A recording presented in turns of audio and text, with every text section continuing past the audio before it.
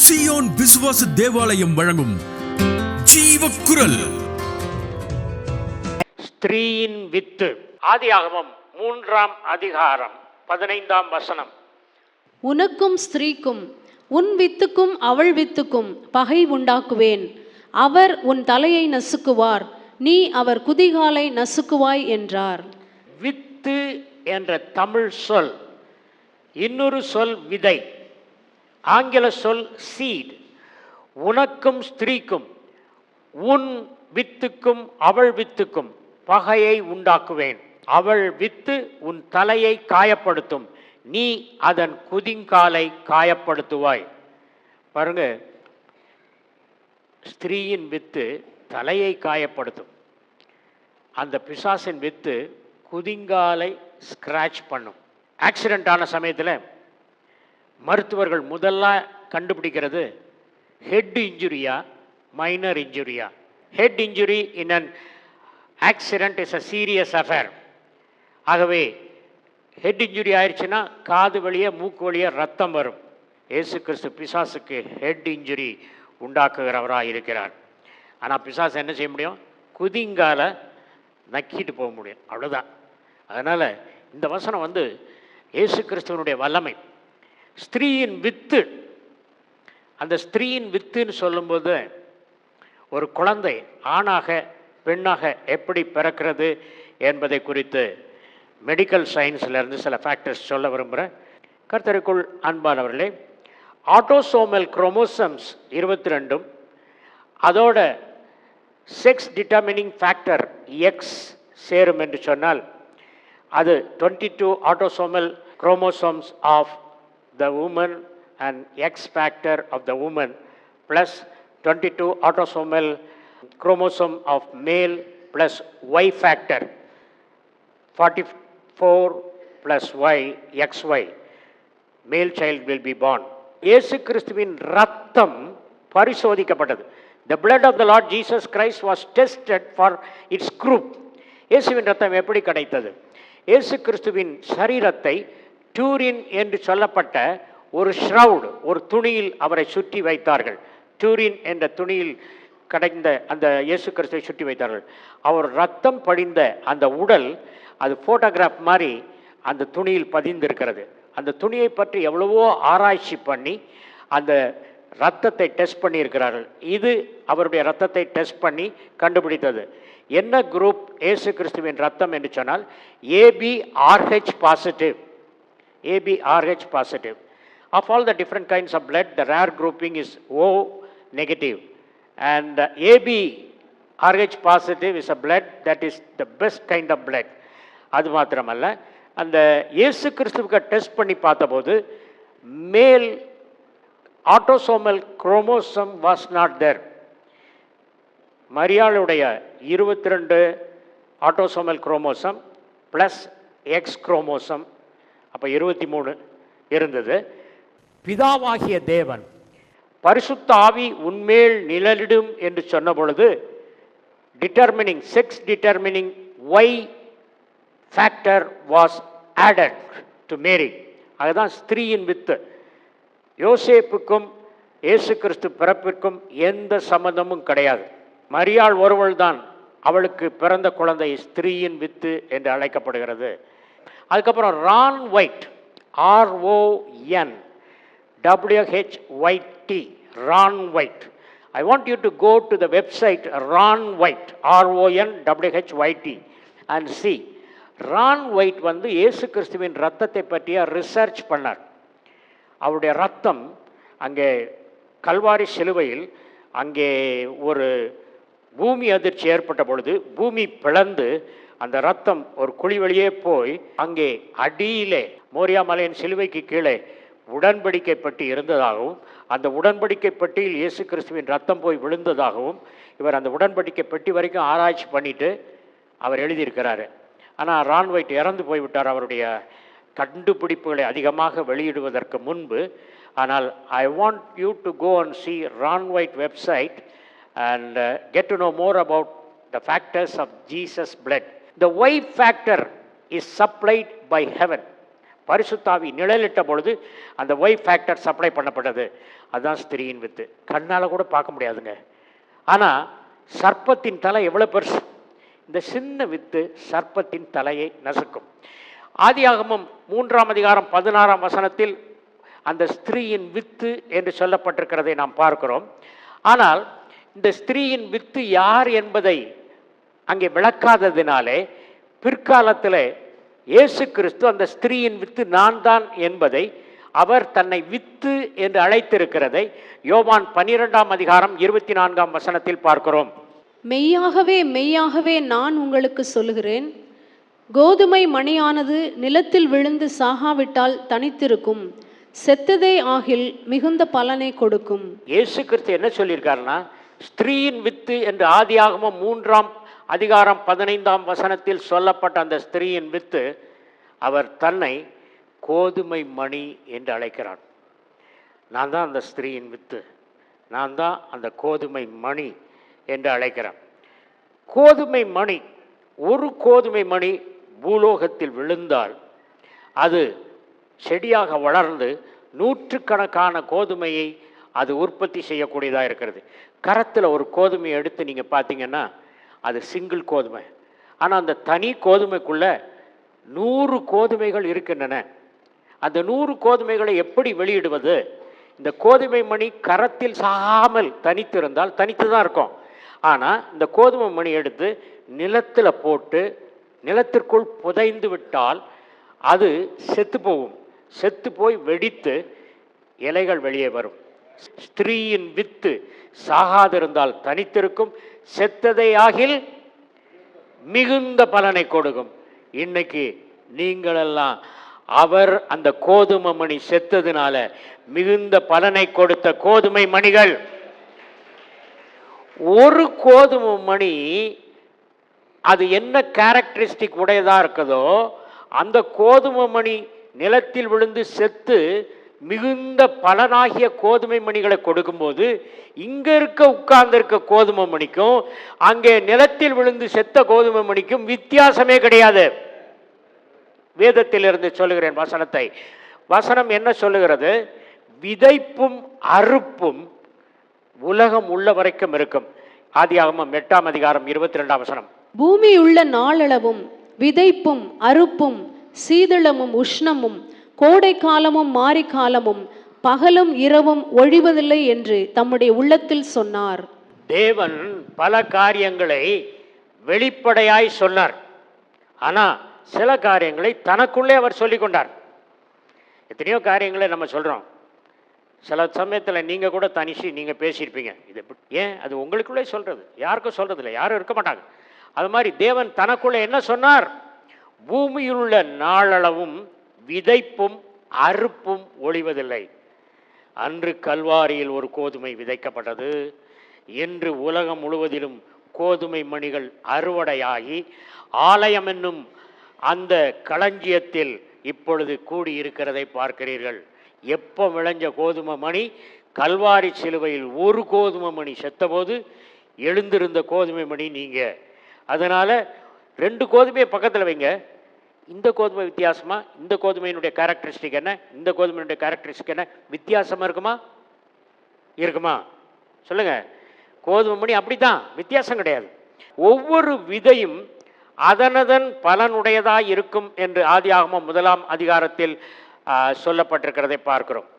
அதனால தான் இயேசு கிறிஸ்து சொன்னார். இயேசு கிறிஸ்து கோதுமை மணியாக இருக்கிறார். அவர் என்ன சொன்னார்? என்னை போல தான் நீங்களும். அதனால தான் நான் செய்த கிரியைகளை நீங்கள் செய்வீர்கள், உயிரிழந்து உங்களை உருவாக்கி இருக்கிறேன். ஆகவே நீங்களும் கோதுமை மணிகள் தான். கோதுமை மணிக்கு வீட்டுன்னு பேர் இங்கிலீஷில். அதே நேரத்தில் டார்னல் வீட் அப்படின்னு ஒன்று இருக்குது. டார்னல் வீட்டுன்னா கோதுமை மணியே மாறி இருக்கும், அதே போல் இருக்கும், அப்பாவி கோதுமை மணி மாதிரி இருக்கும். ஆனால் உள்ளுக்குள்ளே அதில் ஒன்றும் இருக்காது, ஹஸ்க், அது மாத்திரம். அதைத்தான் தமிழில் பதர்ன்னு சொல்கிறோம். இந்த பதர் என்ன செய்யும்? கோதுமை மணி பக்கத்திலேயே அப்பாவி மாதிரி நிற்கும், கை கட்டி நிற்கும், ரொம்ப பவ்யமாக நிற்கும். ஆனால் என்ன செய்யும்? பூமிக்கு அடியில் உள்ள வேரில் கோதுமைக்கு போகிற தண்ணி, கோதுமைக்கு போகிற உரம், அதெல்லாம் இது குடிச்சு இது வளரும். வெளிப்படையாக ஒன்றும் தெரியாது. அடித்தளத்தில் திருடு நடக்கும். பேதுருவே, உன்னை பிசாசு புடைப்பதற்கு அனுமதி கேட்டான். புடைக்கிறதுனா என்னது? ஒரு சுளவில் கோதுமை போட்டு இப்படி இப்படி பண்ணுறது. அப்படி பண்ணாது தூக்கி மேலே அடிக்கும், கீழே விடும், மேலே விடும், கீழே விடும். அப்படி பண்ணுறது தான் புடைக்கிறது. அப்போ புடைக்கும் போது என்ன ஆகும் தெரியுமா? காற்றடிச்சு அப்படி மேலே போகும்போது பதரெல்லாம் சுளவை விட்டு வெளியே விழுந்துடும். மணி மாத்திரம் அதில் இருக்கும். புடைச்சி எடுத்த உடனே அந்த இதில் இருக்கிற மணிகளெல்லாம் சரியான மணிகள். கர்த்தருக்குள் அன்பானவர்களே, இந்த காலத்தில் ஆண்டவர் திருசபையை புடைக்கிறார். அப்போ ஆண்டவர் வந்து, பிசாசே நீ புடைக்காதே அப்படின்னு சொல்ல மாட்டார். அவர் என்ன சொன்னார்? உங்கள் விசுவாசம் ஒளிந்து போகாதிருக்கும்படி நான் வேண்டிக் கொண்டேன். அவர் பிசாசு புடைக்கும் போது அவர் ஒன்றும் செய்ய மாட்டார். அவர் ஜெபம் பண்ணுவார். கர்த்தாவே, இந்த நல்ல கோதுமை மணிகள்லாம் கீழே விழுந்துடக்கூடாதப்பா. நல்ல கோதுமை மணிகளை சுளவுலே இருக்கணும், காற்றடிச்சிட்டு போயிடக்கூடாது அப்படின்னு நமக்காக வேண்டிக் கொள்கிறார். கோதுமை மணிகளே, பிசாசு உங்களை சுளவில் புடைக்கிறது போல ஆட்டினாலும் ஆண்டவர் உங்கள் விசுவாசம் தோற்று போகாமல் இருக்கும்படி அன்று பேதுருவுக்காக ஜெபித்த என் ஆண்டவர், நேற்றும் இன்றும் என்றும் மாறாத ஆண்டவர், உங்களுடைய விசுவாசம் தோற்று போகாமல் இருக்கும்படி உங்களுக்காய் ஜெபிக்கிறார். உங்களுக்காய் மற்றவர்கள் ஜெபிக்கவில்லை என்றாலும், ஜெபக்குழுவில் உள்ளவர்கள் ஜெபிக்கவில்லை என்றாலும், என் தேவன் உங்களுக்காக பாரத்தோடு ஜெபிக்கிறார் என்பதை மறந்து போக வேண்டாம். கோதுமை மணி, அதற்காக அவர் ஜெபிக்கிறவராக இருக்கிறார். கர்த்தருக்குள் அன்பானவர்களே, அவர் கல்வாரியில் விதைக்கப்பட்டு சிதைக்கப்பட்டு மறுபடியும் உயிர் தெழுந்தார். அது சிலுவையில் நடந்தது. இப்போ நம்ம கோதுமை மணி அப்படின்னு சொல்கிறோம். நம்மளும் செத்தாதான் மிகுந்த பலனை கொடுப்போம். நம்ம கோதுமை மணி ஆயிட்டோம், ரட்சிக்கப்பட்டோம். ரட்சிக்கப்பட்ட நாம் தனித்து இருந்தால் என்ன நடக்கும்? தனித்தே இருப்போம், தனித்தே பரலோகம் போவோம். ஆனால் ஆண்டவர் நம்மளை எதிர்பார்க்கிறாரு. நம்மளும் இயேசு கிறிஸ்துவ மாதிரி கோ-குருசிஃபிக்ஷன், அவர் சிலுவையில் அறையப்பட்டது போல நாமும் சிலுவையில் அறையப்பட்டால்தான் அநேகருக்கு நாம் பலன் உள்ளவர்களாய் இருப்போம். கலாத்தியர் 2:20. கிறிஸ்துவுடனே கூட சிலுவையில் அறையப்பட்டேன், ஆயினும் பிழைத்திருக்கிறேன். இனி நான் அல்ல, கிறிஸ்துவே எனக்குள் பிழைத்திருக்கிறார். நான் இப்பொழுது மாமிசத்தில் பிழைத்திருக்கிறதோ, என்னில் அன்பு கூர்ந்து எனக்காக தம்மைத்தாமே ஒப்பு கொடுத்த தேவனுடைய குமாரனை பற்றும் விசுவாசத்தினாலே பிழைத்திருக்கிறேன். இயேசு கிறிஸ்து கல்வாரி சிலுவையில் மரித்ததற்கும் கோ-குருசிஃபிக்ஷன், அவரோடு கூட சிலுவையில் அறையப்பட்டு நாம் மிகுந்த பலனை கொடுக்க ஆரம்பிப்போம். எப்படி அவர் கோதுமை மணி செத்த உடனே மிகுந்த பலனை கொடுக்குனாரோ, அதே மாதிரி நம்ம கோதுமை மணின்னு சொன்னேன், நம்மளும் விழுந்து சுயத்திற்கு செத்து, பொருளாசைக்கு செத்து, உலகத்தின் இன்பங்களுக்கு செத்து, பாவத்துக்கு செத்து இருக்கும் பொழுது மிகுந்த பலனை கொடுப்போம். அப்போஸ்தலனாகிய பவுல் இதை உணர்றாரு. அவர் கோதுமை மணி செத்தாரு, மிகுந்த பலனை கொடுத்துருக்காரு. அந்த கோதுமை மணி, விளைந்த கோதுமை மணி நானும் தனித்து இருந்தேன்னா, கமாலியல் பாதத்தண்டை படித்த நானும் என் காரியத்தை மாத்திரம் பார்த்துட்டு இருந்தேன்னா மிகுந்த பலனை கொடுக்க முடியாது. பிறப்புட ஐயா மிஷினரி ஜேர்னி. அப்போஸ்தலன் பால் ஸ்டார்டட் இஸ் மிஷினரி ஜேர்னி. வாகனங்கள் இல்லாத அந்த நாட்களில், விமானம் இல்லாத அந்த நாட்களில் கப்பற்சேதங்களை சந்தித்து அவர் போனார். அவர் என்ன சொன்னார்? நானும் சிலுவையில் அறையப்பட்டிருக்கிறேன். எனக்கு ஆசைலாம் ஒன்றும் கிடையாதுப்பா. என் ஆசை என்ன? இயேசு கிறிஸ்து மிகுந்த பலனை கொடுத்தது போல நானும் சிலுவையில் அறையப்பட்டவனாய் மிகுந்த பலனை கொடுக்க வேண்டும். இயேசு கிறிஸ்து சிலுவையில் செத்ததுக்கும் நம்ம சிலுவையில் அறையப்படுறதுக்கும் என்ன வித்தியாசம்னா, அவர் செத்து அடக்கம் பண்ணப்பட்டார். ஆனால் நாம் ஆவிக்குரிய நிலையில் சிலுவையில் அறையப்படுகிறதுனால சரீர பிரகாரமான சாவு கிடையாது, ஆவிக்குரிய மனிதனின் சாவு.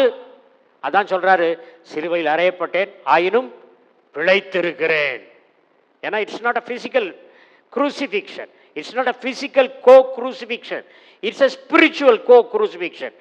தேவ ஜனமே, நிறைய பேர் ஜெபம் பண்றாங்க, கர்த்தாவே எங்களை பயன்படுத்தும் பயன்படுத்தும் பயன்படுத்தும், ஊழியத்தில் பயன்படுத்தும். எப்படி பயன்படுத்துவார்? கோதுமை மணி தனிச்சிருந்தா எப்படி பயன்படுத்துவார்? சாகுங்கப்பா, அவரோடு கூட சிலுவையில் அறையப்படுங்கப்பா. உங்களுடைய சொந்த ஆசைகள், திட்டங்கள், தீர்மானங்கள், ஏக்கங்கள் எல்லாவற்றையும் விட்டு கொடுத்து, ஆண்டவரே நீர் என்ன செய்ய சித்தமாயிருக்கிறீர். Apostle Paul was Saul before that. அவன் என்ன செய்தான்? தான் சுயசித்தப்படி தான் மூளை சொன்னதை செய்துட்டு வந்தான். அந்த கோதுமை மணி எப்போ செத்தது? தமஸ்கு சாலையில் இயேசு கிறிஸ்து பார்த்தார். நீ துன்பப்படுத்துகிற இயேசு நானே, முள்ளில் உதைக்கிறது உனக்கு முடியாத காரியம், கடினமாமே என்று சொன்னார். அந்த சொன்ன நேரத்தில் அப்போஸ்தலன் பால் he self died. என்ன கேள்வி கேட்கிறான்? கர்த்தாவே, ஆண்டவரே, நான் என்ன செய்ய சித்தமாக இருக்கிறீர்? கோதுமை மணி செத்து போச்சு. சவுலாகிய கோதுமை மணி செத்து பவுலாகிய பலன் கொடுக்கும் கோதுமையாய் அது மாறினது என்று பார்க்க. ஒரு தேவனுடைய மனிதன் எரோபெயாம் ராஜாவே, பலிபீடம் டெடிகேஷன் ஆயிட்டு இருக்கு, இந்த பலிபீடம் உடைஞ்சு போகும், இதுல சாம்பல் கொட்டி போகும் அப்படின்றான். டெடிகேஷன் அன்னைக்கு அலங்காரமா எண்ணிறந்த மக்கள், தலைவர்கள், தளபதிகள், தானாதிபதிகள் இருக்கும்போது ராஜா பலிபீடத்தை டெடிகேட் பண்ணிட்டு இருக்கான். பேர் இல்லாதவன், எ மேன் ஆஃப் காட் சொல்றான், அந்த பலிபீடம் இடிஞ்சு போயிருங்க அப்படின்னா ராஜாவுக்கு என்ன கோவம்? பிடிங்கடா அவனை அப்படின்னு சொல்லி கை நிட்டினான். கை அப்படியே நின்று போச்சு. கை நின்று போச்சு. டெடிகேஷன், ராஜா டெடிகேஷன் டைமில் பேசினான், கை நின்று போச்சு. உடனே அவன் ராஜா சொல்கிறான், எப்பா என் வீட்டில் வந்து சாப்பிடப்பா, எனக்கு கை சரியாகு. அவன் சொன்ன உடனே கை சரியாச்சு. கர்த்தருக்குள் அன்பானவர்களே, இந்த தேவ மனிதன் பப்ளிக்கில் என்ன சொன்னான்? ரொம்ப ராஜா வீட்டுக்கு சாப்பாடை வேண்டான்டான், ராயல் டின்னர் வேண்டாம், ராயல் லஞ்ச் எனக்கு வேண்டாம். ஆண்டவர் எனக்கு சொல்லியிருக்காரு, எங்கேயும் சாப்பிடாத, போன வழியில் வராத, திரும்பாத, புது வழியில் திரும்பு அப்படின்னு சொல்லியிருக்காரு. Public testimony was very excellent. எல்லாரும் கை தட்டுறாங்க. இவனை மாதிரி இருக்க முடியுமா? என்னெல்லாம் ராஜா கூப்பிட்டா நான்லாம் போய் ஒரு வாரம் தங்கிடுவேன், சாப்பிட்டு ராஜா கூடயே இருப்பேன். ஆனால் இவன் ராஜ சாப்பாடு வேண்டான்றாயா, என்ன மனுஷன் இவன் அப்படின்னு சொல்லியிருக்காங்க. ஆனால் பப்ளிக் டெஸ்டிமனி, தட் இஸ் ப்ரைவேட்டில் போகிறான். அப்போ ஒருத்தன் வரான், நானும் தேவனுடைய மனுஷன் தான், சாப்பிடவா? எப்பா என்கிட்ட ஆண்டவர் சொல்லியிருக்கா சாப்பிடக்கூடாது. யாருப்பா இருக்கா பார்க்குறதுக்கு? ஆண்டவர்லாம் எங்கே பார்க்குறாரு? பா, என்ன ஆச்சு தெரியுமா?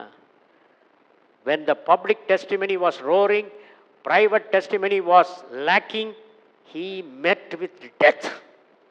ஞானஸ்நானம்ங்கிறது அது ஸ்பிரிச்சுவல் கோ குருசிஃபிக்ஷன். இயேசு கிறிஸ்து சரீர பிரகாரமாக மரித்தார், ஆவிக்குரிய கிறிஸ்துவாக உயிரோடு எழுந்து பரலோகத்துக்கு சென்றார். அதை போல வெக்டஞானராகிய நாம் மதுரையில் ஒரு திருசபையில் போய் பிரசங்கம் பண்ணேன். பிரசங்கம் முடித்த உடனே பாஸ்டர் அனௌன்ஸ் பண்ணார், ஞானஸ்நான ஆராதனை இருக்குது அப்படின்னு. உடனே நான் சொன்னேன், நான் ஞானஸ்நானம் எடுக்கணுன்னே. பாஸ்டர் சொன்னார், நீ ஞானஸ்நானம் எடுக்காதவனாக இருந்தால் நான் பிரசங்கத்துக்கே விட்டுருக்க மாட்டேன், இப்போ மெதுவாக சொல்கிறியே. கர்த்தருக்குள் அன்பானவர்களே, ஞானஸ்நானம் என்றால் என்பது என்ன? It is a co-crucifixion with the Lord Jesus Christ. Romans chapter 6 verse 5. ஆதலால் அவருடைய மரணத்தின் சாயலில் நாம் இணைக்கப்பட்டவர்கள் ஆனால் அவர் உயிர்த்தெழுதலின் சாயலிலும் இணைக்கப்பட்டிருப்போம். அவருடைய மரணத்தின் சாயலில் இணைக்கப்பட்டிருந்தால் உயிர்த்தெழுதலின் சாயலிலும் நாம் இணைக்கப்பட்டிருப்போம்.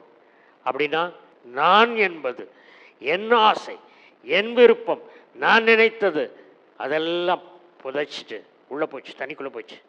இப்போ எந்திரிக்கும் போது உயிர்த்தெழுந்த கிறிஸ்துவாக, உயிர்த்தெழுந்த கோதுமை மணியாக, பேச்சினால் அல்ல நம்முடைய கனியினால் நிரூபிக்க வேண்டும். ஆத்துமாக்களை ஆதாயம் செய்கிறவர்களாக, மற்றவர்களுக்கு ஆறுதல் அளிக்கிறவர்களாக கர்த்தர் நம்மை வைத்திருக்கிறார். இந்த உலகத்தில் ரட்சிக்கப்பட்டவர்களாக நாம் வாழ்வது நமக்கு அல்ல. அவர் எது கேட்பாரு? நீ எவ்வளோ வாழ்ந்த, எவ்வளோ சம்பாதிச்ச, எத்தனை தடவை வேலையிலையா சொன்ன, அதெல்லாம் கணக்கு கிடையாது. ஒரே ஒரு கணக்கு என்ன? எத்தனை ஆத்துமாக்களை ஆதாயம் பண்ணாய், எனக்காய் என் சித்தத்தை எந்த அளவு நிறைவேற்றினாய். இந்த ஒரே கேள்விதான். அந்த ஸ்திரீயின் வித்தை போன்ற வித்துக்கள் தான் நாம. அப்ப நம்ம என்ன செய்யணும்? நாமும் பிசாசின் தலையை நசுக்க வேண்டும். என்ன சொல்லக்கூடாது? பிசாசு ரொம்ப தொல்லை கொடுக்குறான் பாஸ்டர், கோயிலுக்கு வரணும்னு தான் நினச்சேன், எல்லாம் ட்ரெஸ் கூட மாற்றிட்டேன், எங்கள் அங்கிள் 9:45 வந்துட்டாரு, என்ன செய்கிறது? வீட்டில் இருந்துட்டு சமையல் பண்ண போயிட்டேன், சிக்கன் வாங்க போயிட்டேன் பாஸ்டர். அங்கிள் வந்தாருன்னா அங்கிளை உட்கார சொல்லி நியூஸ் பேப்பரை கையில் கொடுத்துட்டு, படிங்க அங்கிள், நான் 1 மணிக்கு வரேன் அங்கிள், பார்க்கலாம் அங்கிள், இன்றைக்கி சாப்பாடு கிடையாது, நாங்கள் காசு ஹோட்டலில் போய் சாப்பிடுங்கோ அப்படின்னு சொல்லிவிட்டு கோயிலுக்கு வரணும். சரியா? ஆண்டவர் தம்மை கனப்படுத்துகிறவராக இருக்கிறார். உயிர்த்தெழுந்த இயேசு கிறிஸ்து ரொம்ப வல்லமுடையவராக இருந்தார். அடைக்கப்பட்ட கதவுகள், சுவர்கள் தடுத்து நிறுத்த முடியல. சீசர்கள் கதவு அடைச்சிட்டாங்க, ஜன்னல் அடைச்சிட்டாங்க, சுவர் இருக்க. இவர் சுவர் வழியே உள்ள பிரவேசிக்கிறார். பேசுது உங்களுக்கு சமாதானம்ன்ற. உயிர்த்தெழுந்த பின்பு அவர் சூப்பர் நேச்சுரல் கோதுமை. இப்போ நம்மளை சிலுவையில் நம்மளை நாமே அரைஞ்சிட்டு உயிரோடு எழுந்தோம்னா நம்மளும் யார்? சூப்பர் நேச்சுரல் கோதுமையாக மாறுவோம். கொலோசியர் 2ஆம் அதிகாரம் 12ஆம் வசனம். ஞானஸ்தானத்தினாலே அவரோடே கூட அடக்கம் பண்ணப்பட்டவர்களாகவும் அதிலே அவரை மரித்தோரிலிருந்து எழுப்பின தேவனுடைய செயலின் மேலுள்ள விசுவாசத்தினாலே அவரோடே கூட எழுந்தவர்களாகவும் இருக்கிறீர்கள். இயேசு கிறிஸ்துவோடே கூட உயிர்த்தெழுந்தவர்களாகவும் நீங்கள் இருக்கிறீர்கள். இப்போ அப்போஸ்தலனாகிய பவுல் நம்மளை பற்றி கொலோசியர் நிருபத்தில் என்ன சொல்றாரு? நீங்களும் உயிர்த்தெழுந்த கோதுமைகள். என்ன சொல்றாரு? தேவனுடைய செயலின் மேலுள்ள விசுவாசத்தினாலே அவரோடே கூட எழுந்தவர்களாகவும் இருக்கிறீர்கள். இயேசு கிறிஸ்து சொன்னாரு, நான் செய்த கிரியைகளை நீங்கள் செய்வீர்கள், நான் பூலோகத்தில் இருந்த பொழுது செய்த கிரியைகளை நீங்கள் செய்வீர்கள். நான் உயிர்த்தெழுந்த கோதுமை, ஆகவே நீங்களும் உயிர்த்தெழுந்த கோதுமை. ஆகவே உயிர்த்தெழுந்த ஆண்டவர் உயிரோடு வாழ்ந்த நாட்களில் இருந்த அந்த ஆற்றலை விட அதிக ஆற்றல் பெற்றவராய் இருக்கிறார். அதனால தான் சொன்னார், அவரை விட மேலான கிரியைகளை செய்வோம். ஏன்? அவர் உலகத்தில் ஊழியம் செய்யும் போது உயிர்த்தெழுந்தவராய் செய்யவில்லை, தேவகுமாரனை செய்தார். இந்த கோதுமை உயிர்த்தெழுந்த கோதுமை. அதனால தான் மேலான கிரியைகளை செய்வோம். இயேசு கிறிஸ்துவின் மேலான கிரியைகளை செய்வோம். ஃபாஸ்ட்டு ஜெபம் பண்ணுங்க அப்படின்னா ஜெபம் பண்ணுறேன். அப்போ அவங்க என்ன சொல்கிறாங்க? நீங்கள் ஜெபம் பண்ண மாத்திரம் போதாது, இந்த உயிர் பிரியாதுன்னு சொல்லுங்க.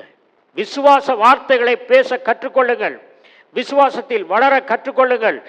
I want to make a statement which you have to imprint in your spirit.